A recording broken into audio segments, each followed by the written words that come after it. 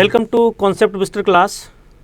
बच्चों, आज हम 11th क्लास का एक टॉपिक पढ़ेंगे, price elasticity of demand. Price elasticity of demand क्या होती है? डिमांड है वो बहुत सारे फैक्टर के ऊपर डिपेंड करती है। ऑन प्राइस पे डिपेंड करती है, कंज्यूमर की इनकम के ऊपर डिपेंड करती है, रिलेटेड प्राइस के ऊपर डिपेंड करती है। लेकिन अपन केवल प्राइस इलास्टिसिटी ऑफ डिमांड पढ़ेंगे, मतलब प्राइस में चेंज होने के कारण उसकी डिमांड में क्या चेंज होगा, इसको बोलते हैं simply price elasticity of demand. Price elasticity of demand means percentage change in quantity demand to percentage change in price, या price elasticity of demand refers to responsiveness change in quantity demand due to change in on price. On price में जब change होगा उसके according उसकी quantity demand में जो change होगा उसको बोलते हैं price elasticity of demand. Mathematically फॉर्मूले के रूप में लिख सकते हैं इसको, price elasticity of demand is equal to percentage change in quantity demand upon percentage change in price. इस रूप में भी इसके डेफिनेशन को अपने याद कर सकते हैं। Price elasticity of demand define as the ratio between percentage change in quantity demand to percentage change in on price. अब इसके कितने टाइप्स की होती है इलास्टिसिटी ऑफ डिमांड या degree of price elasticity of demand है? ये 5 टाइप की होती है। सबसे पहली होती है परफेक्टली इलास्टिक। परफेक्टली इलास्टिक का मतलब यहाँ प्राइस इलास्टिसिटी ऑफ डिमांड की जो वैल्यू होती है वो प्राइस इलास्टिसिटी ऑफ डिमांड या पीडी या पीईडी की वैल्यू जो होती है यहाँ या इन्फिनिटी होती है, नॉट डिफाइंड होती है। उसके बाद में दूसरी आती है प्राइस इन इलास्टिसिटी या perfectly in elasticity. Perfectly in elasticity में प्राइस ऑफ इलास्टिसिटी डिमांड की वैल्यू 0 होती है यहाँ। उसके बाद में तीसरी होती है unitary elasticity of demand. Unitary elasticity of demand means price elasticity of demand is equal to 1। Unitary मतलब 1 के बराबर होगी। फिर चौथी जो होती है वो ग्रेटर देन यूनिटरी इलास्टिसिटी, मतलब यहाँ प्राइस इलास्टिसिटी ऑफ डिमांड की वैल्यू 1 से ज़्यादा होगी। और लास्ट में होती है price elasticity of demand is less than 1। ये 5 डिग्री होती है। इन 5 डिग्री को समझने से पहले अपने को पहले इस फॉर्मूले को अच्छी तरह ध्यान देना पड़ेगा कि वास्तव में प्राइस इलास्टिसिटी ऑफ डिमांड होती क्या है। कि price elasticity of demand is equal to percentage change in quantity demand to percentage change in on price. मतलब ऑन प्राइस में जब चेंज होगा उसके अकॉर्डिंग उसकी डिमांड में जो चेंज होगा उसको बोलेंगे प्राइस इलास्टिसिटी ऑफ डिमांड। सबसे पहले होती है परफेक्टली इलास्टिक। परफेक्टली इलास्टिक का मतलब प्राइस इलास्टिसिटी ऑफ डिमांड की वैल्यू इन्फिनिटी होगी। मतलब यदि यहाँ चेंज इन प्राइस या percentage change in price is 0 होगी तो यहाँ जो प्राइस इलास्टिसिटी ऑफ डिमांड की वैल्यू है वो क्या होगी? इन्फिनिटी होगी। जैसे अपन ने एक शेड्यूल ले लिया जिसमें प्राइस की वैल्यू 10 है, 10 है, 10 है, लेकिन क्वांटिटी डिमांड 10, 20, 30, मतलब क्वांटिटी डिमांड में चेंज हो रहा है लेकिन प्राइस में कोई चेंज नहीं हो रहा, प्राइस कांस्टेंट है। इस कंडीशन में परफेक्टली इलास्टिसिटी ऑफ डिमांड है उसकी वैल्यू वह इन्फिनिटी आएगी। मतलब चाहे क्वांटिटी में 10 से 20 हो या 20 से 30 हो या 20 से 10 हो, मतलब प्राइस में कोई चेंज नहीं होगा, क्वांटिटी में कोई भी चेंज हो। जब भी अपन इसकी ग्राफ की बात करते हैं तो ग्राफ क्या आएगी? एक एक्स एक्सेस की पैरेलल लाइन आएगी। एक्स एक्सेस की पैरेलल लाइन आएगी जो ये शो करती है कि प्राइस में किसी टाइप का कोई चेंज नहीं है, क्वांटिटी चाहे कितनी इंक्रीज और डिक्रीज हो। ये सिचुएशन होती है, ये एक्चुअल में एक इमेजरी सिचुएशन होती है जो अपन आगे पढ़ेंगे। एक मार्केट का स्ट्रक्चर होता है या मार्केट का एक टाइप होता है परफेक्ट इलास्टिसिटी या परफेक्ट मार्केट का परफेक्ट इलास्टिक एक पार्ट होता है या परफेक्ट मार्केट होता है। उस परफेक्ट मार्केट में क्या होता है? एक्चुअल में प्राइस वहाँ कांस्टेंट होती है, प्राइस में किसी टाइप का कोई चेंज नहीं होता है, वहाँ यूनिक प्राइस होती है। ये कंडीशन है वहाँ लागू होती है।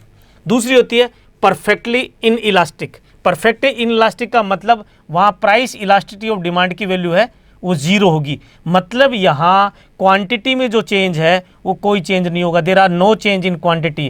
क्वांटिटी में यहाँ किसी टाइप का चेंज नहीं होगा, प्राइस में किसी भी टाइप का चेंज हो। इसका मतलब यदि अपन इसका ग्राफ देखें तो इसकी ग्राफ है वो पैरेलल टू वाई एक्सेस आएगी और पैरेलल टू वाई एक्सेस ये शो करता है कि यहाँ क्वांटिटी की वैल्यू है वो कांस्टेंट है, प्राइस में कितना भी चेंज हो।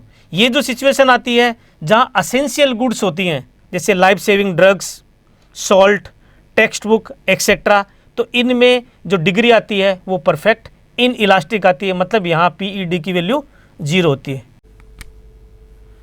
थर्ड डिग्री होगी यूनिटरी इलास्टिक, जहाँ प्राइस इलास्टिसिटी ऑफ डिमांड की वैल्यू 1 होगी, ये तब होगी जब percentage change in quantity demand is equal to percentage change in price. मतलब प्राइस में और क्वांटिटी डिमांड में बिल्कुल इक्वल चेंज होगा। मतलब जैसे प्राइस से 10 से 5 कम हुई, मतलब इसके अंदर जो चेंज हुआ, जितने परसेंट चेंज हुआ उतने ही क्वांटिटी डिमांड में चेंज होगा। मान लीजिए इसमें 50% इंक्रीज हो रही प्राइस में, तो क्वांटिटी 50% डिक्रीज होगी। और ऐसे ही मान लीजिए प्राइस है 100% डिक्रीज हो रही है, तो क्वांटिटी 100% इंक्रीज होगी। इस कंडीशन में प्राइस इलास्टिसिटी ऑफ डिमांड की वैल्यू है वो 1 आएगी। और ये लागू कहाँ होती है? ये उन गुड्स के ऊपर लागू होती है जो कंफर्ट गुड्स होती हैं, like scooter, TV, normal TV है वो मान लीजिए, स्कूटर मान लीजिए, फैन मान लीजिए, कूलर मान लीजिए, यहाँ ये लागू होती है। इसके बाद में greater than unitary.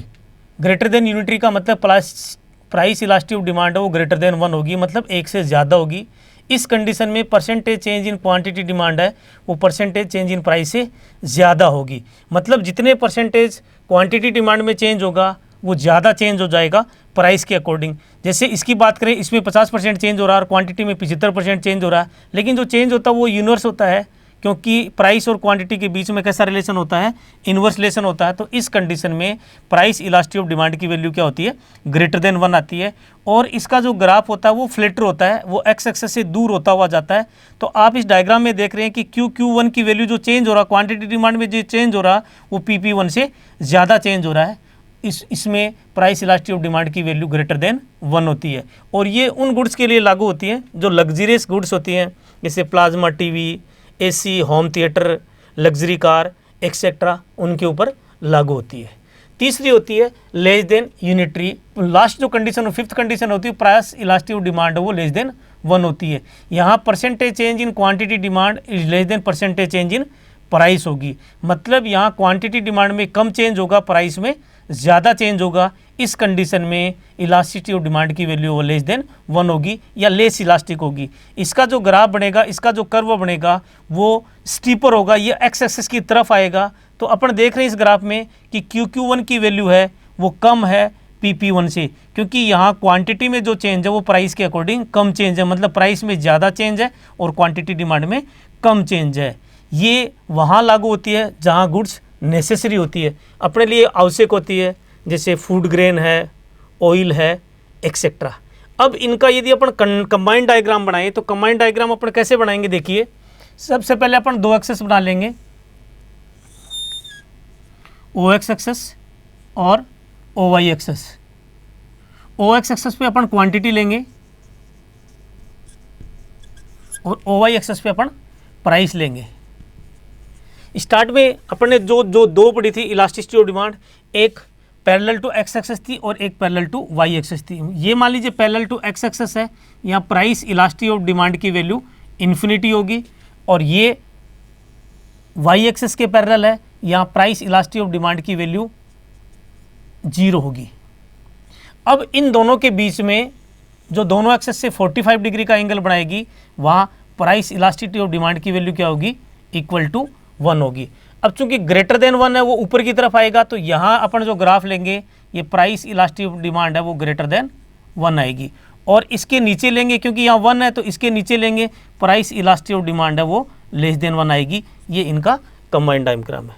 Thank you. यदि मेरा वीडियो आपको पसंद आया है तो हमारे चैनल को सब्सक्राइब करिए, लाइक करिए और शेयर करिए। Thank you.